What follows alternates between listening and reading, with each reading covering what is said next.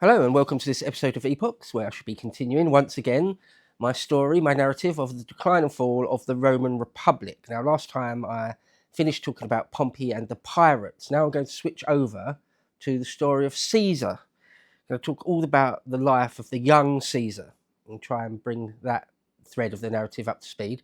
Going to be using almost exclusively Plutarch again, because he's the only real, the best source on the early life of Caesar. So let's dive right in. First, before I actually start reading from Plutarch, I want to say a few words in general about Caesar, how you can view Caesar.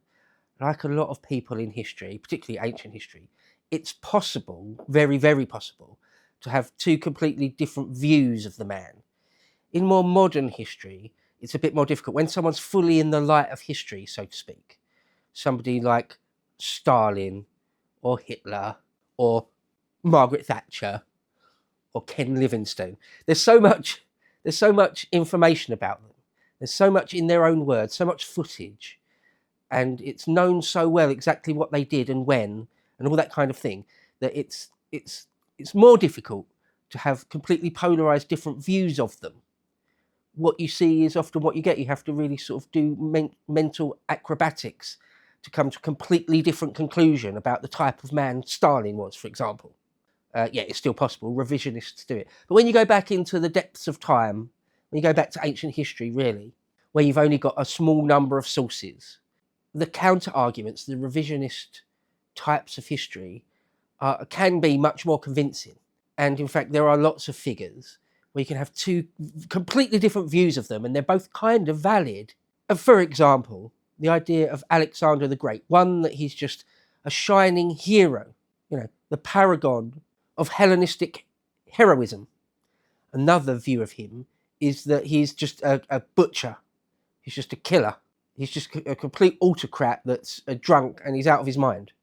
So you can either have the poetic version of Alexander, or you could have the down and dirty version of Alexander, and they're sort of both true in a way. They're sort of, the arguments are there, solid arguments are there for both of them. Well, Caesar is one of those people. Most people like Caesar, most historians, most scholars like him or think that he's a great man, quote unquote, great man of history. But there are many that say he's bad. I'll go into that aspect of things a bit more next time, because I just want to talk about his early life this week. But I did want to touch on it. For example, the great classicist Theodore Mommsen was a ridiculous fanboy of Julius Caesar, and he hated most people. He's extremely rude and dismissive about most people, Mommsen. It's very, very hard to get in Mommsen's good books. But for some reason, he loved Caesar. And I'll read you a passage probably next week where it's over the top, lavishing praise on him, not mentioning anything that might be detrimental to the man. And so, he's a massive, massive fanboy. Then there are other scholars that say, look, Julius Caesar did something approaching genocide in Gaul. Julius Caesar, in political terms, was ultra cynical to the point of it being almost sickening. That he was power hungry, he was a megalomaniac. Lots of people say things like that about Caesar. So Caesar does divide opinion. Just wanted to say that, stress that, just straight off the bat. But with that said, I want to read a quick passage from Rex Warner talking about Caesar in general terms, or rather talking about Plutarch's account of Caesar. And then we can jump straight in with the original source material. Okay, so Rex Warner said this, quote, "The life of Caesar displays much the same merits and defects as that of Pompey. The intrigues that determined the shifting balance of power at Rome in the 60s and 50s, BC that is, are again neglected.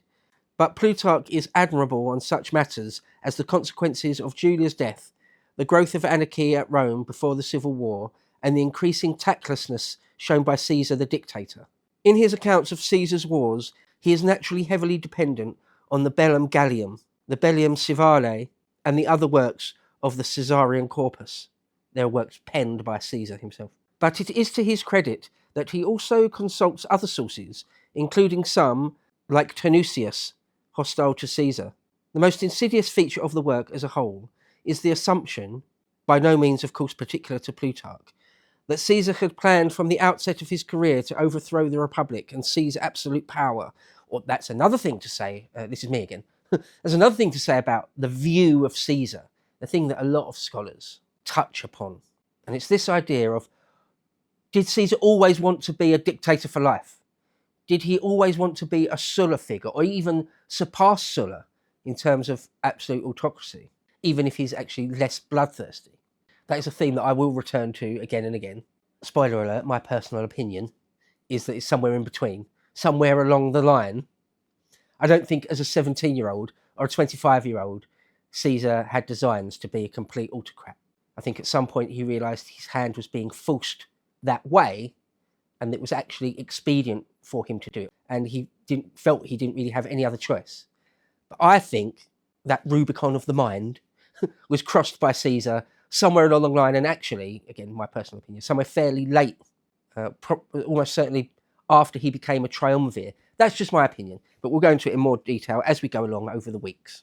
This view, i.e. that Caesar did plan it all along, has found favour in some countries at certain times, but there is nothing to be said for it. Caesar was always daring and ambitious. His social and financial circumstances were such that he had to be, if he was going to make a career at all. But until 59, his successes, though striking, especially his election as Pontifex Maximus, in no way strained the normal framework of Roman public life. As for his position after 59, it could hardly have come out, whatever his plans, had not Cato and his friends, by their short-sighted opposition from 62 on, driven Pompey into Caesar's arms. The belief that Caesar thought himself born to rule alone leads Plutarch into repeating exaggerations of his early importance and suppressions of his reliance on the help of others. In the 60s, Caesar, like many more, climbed on the Pompeian bandwagon, but Plutarch says nothing of this. Later, his belief in Caesar's monarchical designs makes him oversimplify the conflict between Pompey and Caesar and deters him from any discussion of what Caesar, as dictator, had in mind for the constitution and himself. End quote. So there you go. Rex Warner pinpoints it at around 59 BC. I actually think it's a bit later than that. But we'll get into all of that, as I said. And as we go on into the civil wars, I shall be using other sources, Dio and Appian largely, and some secondary sources, people like Mommsen, because Plutarch, as Rex Warner said just there, doesn't really cover all the bases. He misses out big chunks or just skates over certain things, doesn't mention at all certain relatively big things. So we will be moving on from exclusively using Plutarch.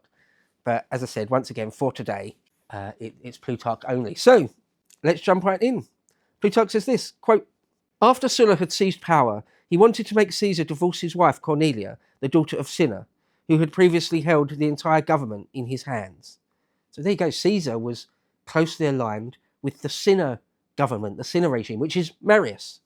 So Sulla's complete enemy. Caesar was lucky not to be proscribed. Well, we'll get into exactly the details of that. He was lucky not to be murdered out of hand by Sulla. Very, very lucky. I mean, it's remarkable. Plutarch goes on. But he, Sulla, could not persuade Caesar to do this, to divorce his wife, either by promises or by intimidation, and so he confiscated her dowry. The reason for Caesar's hatred of Sulla was his friendship to Marius. Julia, a sister of Caesar's father, was the wife of the elder Marius and the mother of Marius the younger, who was therefore Caesar's cousin.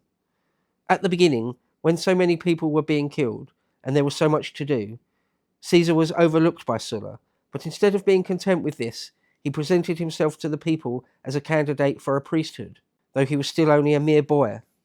Sulla, without openly objecting, took measures to see that he was not elected and discussed the question of whether or not to have him put to death.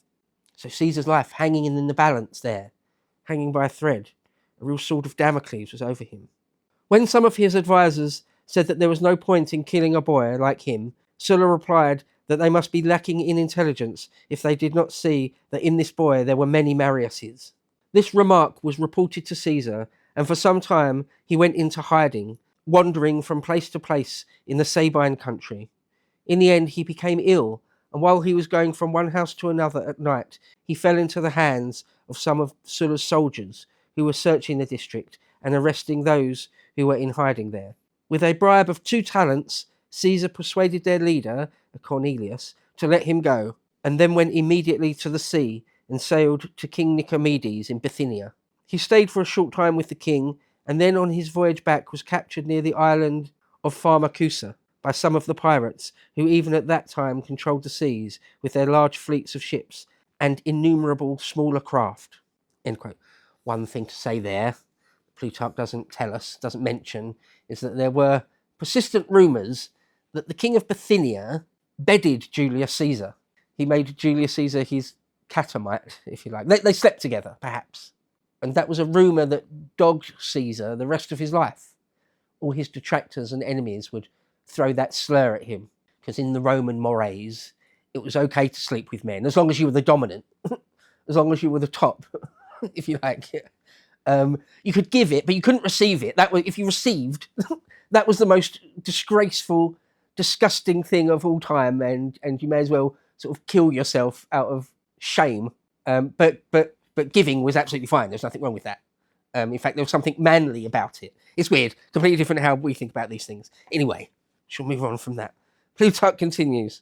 First, when the pirates demanded a ransom of 20 talents, Caesar burst out laughing. They did not know, he said, who it was that they had captured, and he volunteered to pay 50.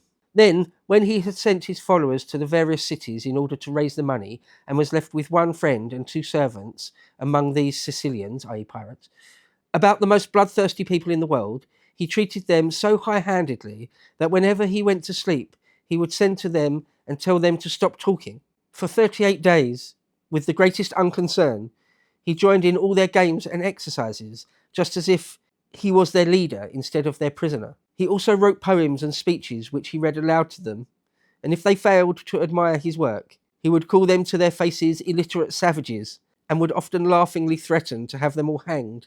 It's quite funny, actually, isn't it? It sheds light on Caesar's personality, all this stuff. They were much taken with this, and attributed his freedom of speech to a kind of simplicity in his character or boyish playfulness. However, the ransom arrived from Miletus, and, as soon as he had paid it and been set free, he immediately manned some ships and set sail from the harbour of Miletus against the pirates. He found them still there, lying at anchor off the island, and he captured nearly all of them. He took their property as spoils of war, and put the men themselves into the prison of Pergamum. He then went in person to Junius, the governor of Asia, thinking it proper that he, as praetor in charge of the province, should see to the punishment of the prisoners. Junius, however, cast long eyes at the money, which came to a considerable sum, and kept saying that he needed time to look into the case. Caesar paid no further attention to him. He went to Pergamum, took the pirates out of prison, and crucified the lot of them, just as he had often told them that he would do when he was on the island, and they imagined that he was joking. End quote. So that whole segment is a very, very interesting snapshot of Caesar's personality, I think. Because remember there, he's still very young. He's only in his very, very early 20s at that point.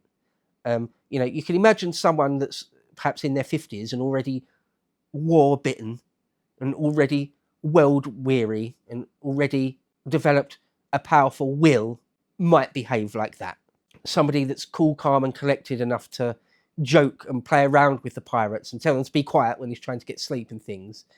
Joke with them that he's going to catch them all and kill them all, but then actually go ahead and do it, even when it really should be in the purview of the governor and the praetor. You just go ahead and do it on your own initiative. That would make much more sense if you're a middle-aged person or an older person at least. But to do all that as a young man, well, it does, doesn't it? It just speaks of a powerful character, a powerful sense of your own agency, I think. Okay, Plutarch goes on. Quote, by this time, Sulla's power was declining, and Caesar's friends were urging him to return, i.e. to Rome. First, however, he set sail for Rhodes to study under Apollonius, the son of Molon. Cicero had also been a pupil of Apollonius, who was a famous master of oratory and had the reputation of being a very good man as well.